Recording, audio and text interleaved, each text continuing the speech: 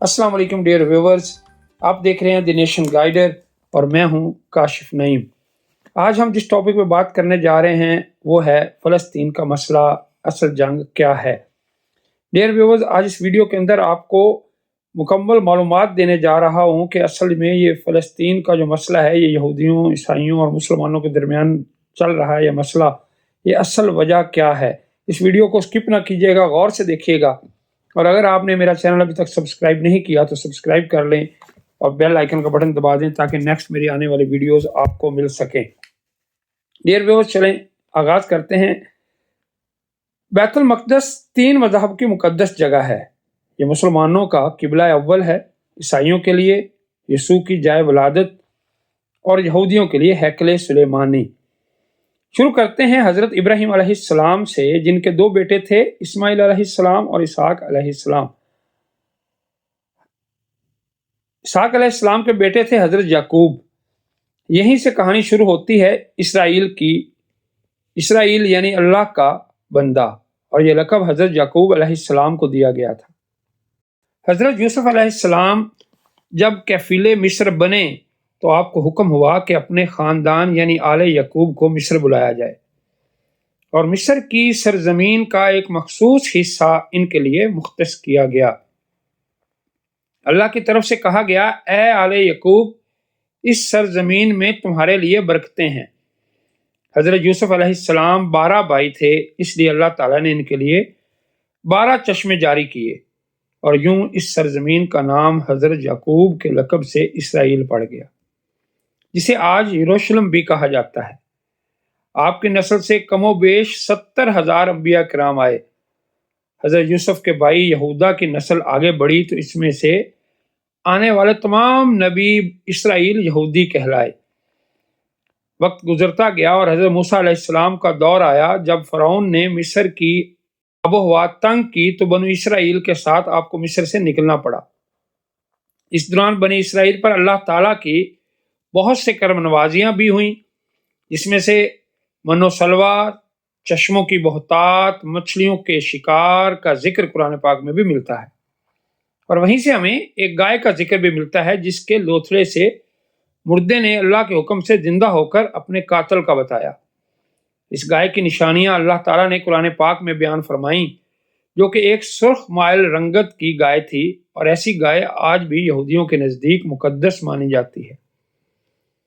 حضرت موسیٰ علیہ السلام کے بعد دیگر نبی آئے۔ اس دوران میں حضرت موسیٰ علیہ السلام اور ان کے دور کے کچھ واقعات، تورات، من و سلوہ کا کچھ حصہ بنی اسرائیل نے ایک صندوق میں محفوظ کر لیا۔ یہ اللہ تعالیٰ کی طرف حضرت آدم کو دیا گیا ایک خاص صندوق تھا، جو نسل در نسل نبیوں کے پاس رہا۔ یہ قرآن میں تابوت سکینہ کے نام سے پکارا گیا ہے، اور یہ یہودیوں کو اپنی جان سے زیادہ عزیز۔ جی ہاں، یہ وہی تابوت سکینہ ہے جن کو یہودی آج ساری دنیا میں ڈھونڈ رہے ہیں، اور ان کا گمان ہے کہ اگر انہیں تابوت سکینہ مل گیا تو وہ ساری دنیا پر حکومت کریں گے۔ تابوت سکینہ ان کے لیے دنیا میں حکومت کی علامت ہے، اور اسی لیے وہ ساری دنیا میں تابوت سکینہ ڈھونڈنے کے لیے مارے مارے پھر رہے ہیں۔ حضرت داؤد نے جب جالوت کو ہرا کر اس سے تابوت سکینہ حاصل کیا تو یوں بنی اسرائیل نے انہیں نبی تسلیم کر لیا۔ حضرت داؤد علیہ السلام اس صندوق کی حفاظت کے لیے ایک ہیکل تعمیر کروانا شروع کیا، جو کہ ان کی زندگی میں مکمل نہ ہو سکا۔ ان کے بیٹے حضرت سلیمان علیہ السلام نے جنوں کی مدد سے اس کو مکمل کروایا، اور اس دوران میں ہی آپ کی وفات ہو گئی۔ اس واقعہ کا قرآن پاک میں بھی ذکر ہے، اسی وجہ سے اسے ہیکل سلیمانی کہا جاتا ہے۔ بعد ازاں بابل کے بادشاہ بخت نصر نے اسرائیل پر حملہ کیا اور ہیکل سلیمانی کو بھی گرا دیا، اور تابوت سکینہ بھی اپنے ساتھ لے گیا۔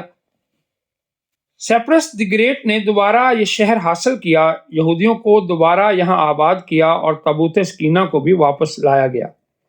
ہیکل سلیمانی ایک دفعہ پھر تعمیر کیا گیا۔ پھر وقت گزرا اور حضرت عیسیٰ علیہ السلام کی آمد ہوئی، جنہیں نعوذ باللہ یہودیوں نے دجال، ناجائز اور کیا کیا لقب دیے۔ یہاں سے یہودیوں میں سے 2 الگ قومیں ہو گئی، ایک یہودی اور دوسرے عیسائی۔ یہودیوں کی سازش یہودیوں نے سازش کر کے حضرت عیسیٰ علیہ السلام کو صلیب پر چڑھانا چاہا اور اللہ تعالیٰ نے انہیں اپنے پاس اٹھا لیا۔ یہ اسلام کے مطابق یہی عقیدہ ہے کہ اللہ تعالیٰ نے انہیں اوپر اٹھا لیا، جبکہ باقی مذہب میں اس سے مختلف عقیدہ ہے۔ اس کے بعد یہودیوں اور عیسائیوں میں کئی چھوٹی موٹی جنگیں ہوئیں۔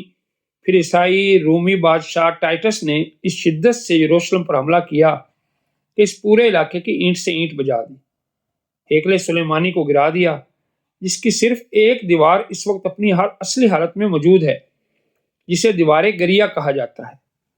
یہاں یہودی جا کر تورات کی تلاوت کرتے ہیں اور گریہ جاری کرتے ہیں۔ تابوت سکینہ بھی نہ جانے کہاں غائب ہو گیا۔ ٹائٹس کے حملے کے بعد یہودی آخری نبی کے انتظار میں تھے، کیونکہ اللہ پاک کا ان سے وعدہ تھا کہ انہیں پھر عروج بخشا جائے گا۔ اس وعدہ کا ذکر سورہ بقرہ میں بھی موجود ہے، جس کا ترجمہ ہے کہ اے بنی اسرائیل، ان نعمتوں کو یاد کرو جو تم پر کی گئیں، اور اپنا وعدہ پورا کرو، یعنی ایمان لاؤ، تاکہ ہم بھی اپنا وعدہ پورا کریں۔ ڈیئر ناظرین، قیامت کی نشانیوں میں سے ایک نشانی یہ بھی ہے کہ ہیکل سلیمانی کی 3 دفعہ تعمیر ہوگی، جو کہ 2 دفعہ ہو چکی ہے۔ یہودی اپنے مسیحا اور آخری نبی کے انتظار میں تھے کہ ٹائٹس کے حملے کے 500 سال بعد نبی آخر الزماں کی ولادت ہوئی۔ یہاں یہودیوں کو یہ جھٹکا لگا کہ سارے نبی حضرت اسحاق علیہ السلام کی نسل سے ہیں، تو آخری نبی حضرت اسماعیل کی نسل سے کیوں کر آ گئے، اور انہوں نے ایمان لانے سے انکار کر دیا۔ مسلمانوں کے لیے بھی وہ انبیاء کی ہی نشانی تھی، اس لیے ہیکل سلیمانی کو بیت المقدس کا نام دیا گیا۔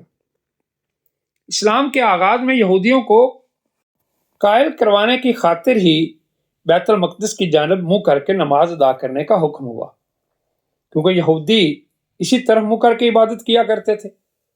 17 ماہ بعد ہماری عبادت کا رخ بیت المقدس سے بیت اللہ کی جانب موڑ دیا گیا، کیونکہ مسلمانوں کا شروع سے قبلہ اول وہی رہا، جسے پہلے حضرت آدم علیہ السلام اور پھر حضرت ابراہیم علیہ السلام نے تعمیر کیا۔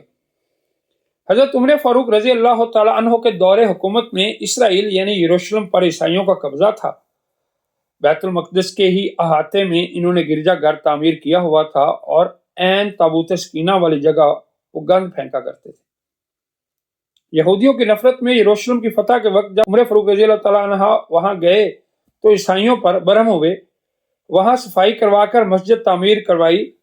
ایک روایت میں ہے کہ انہوں نے خود اپنے ہاتھ سے وہاں صفائی کی، اور قرآن میں موجود معراج والے واقعے کی نسبت سے اس مسجد کو اقصیٰ کا نام دیا۔ قرآن پاک میں اس جگہ کا نام اقصیٰ رکھا گیا، اس مسجد کو مسجد اقصیٰ کے نام سے پکارا گیا ہے۔ یہودیوں کی دیوار گریہ بھی اسی احاطے میں موجود تھی، تو زائرین کی حیثیت سے انہیں بھی وہاں آنے کی اجازت دے دی گئی۔ خلافت عباسیہ تک یروشلم ایک مسلم شہر رہا۔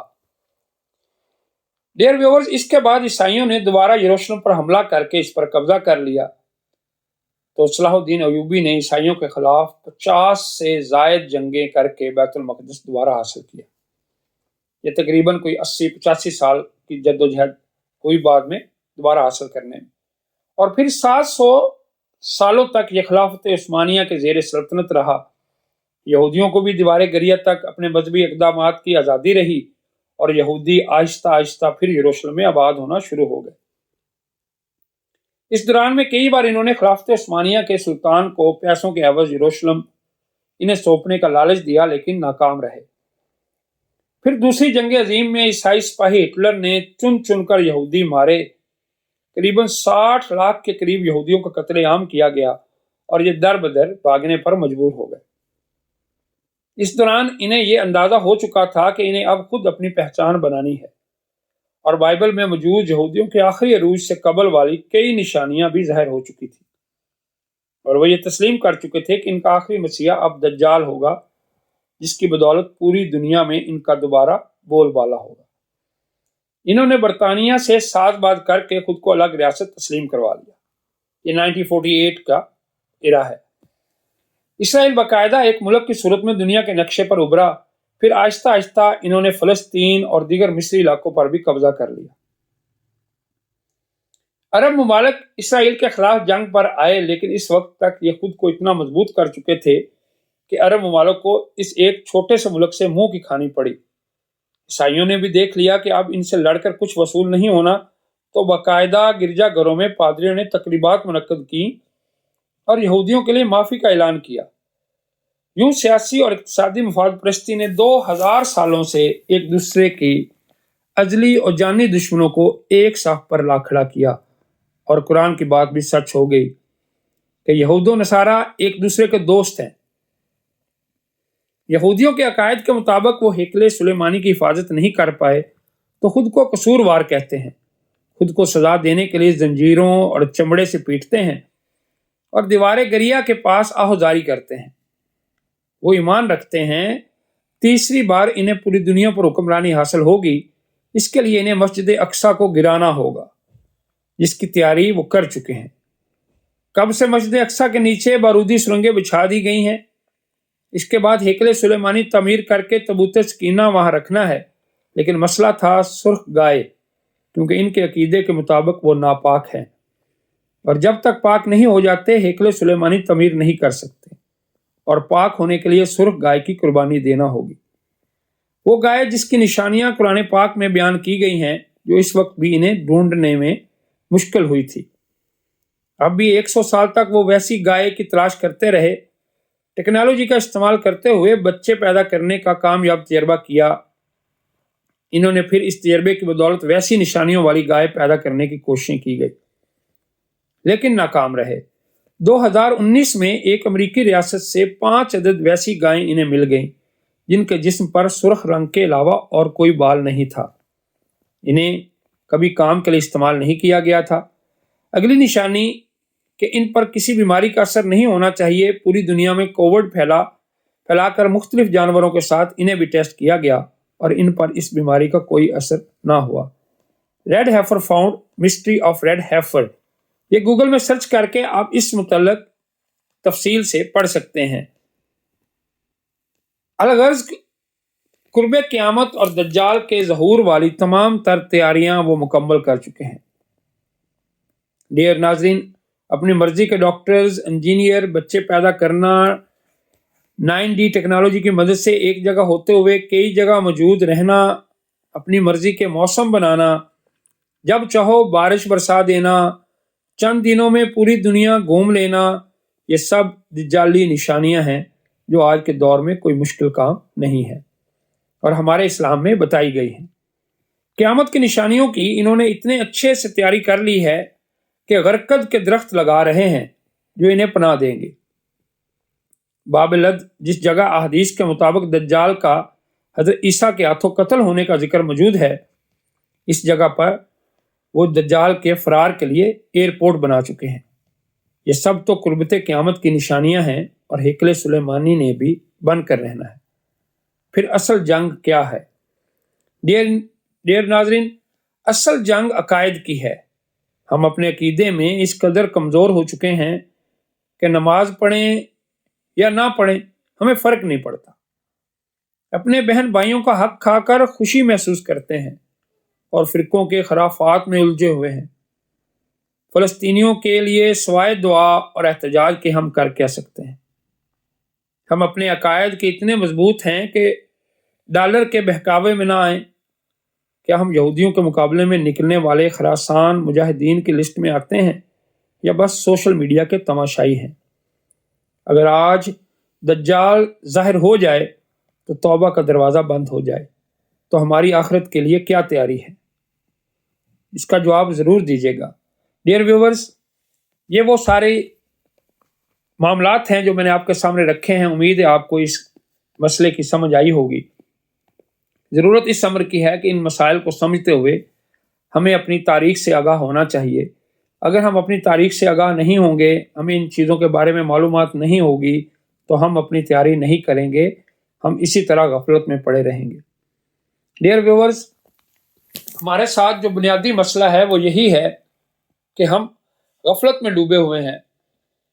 ہم اپنی تاریخ بھول چکے ہیں، ہم نے اپنی زبانیں گوا دی ہیں۔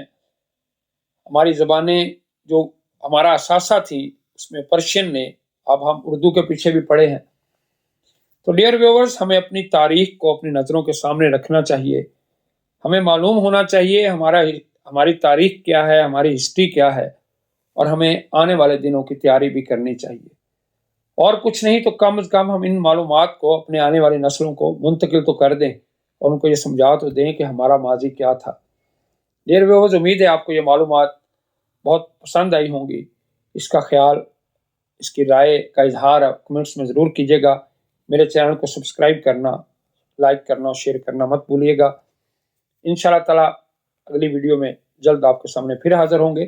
تب تک کے لیے اللہ حافظ۔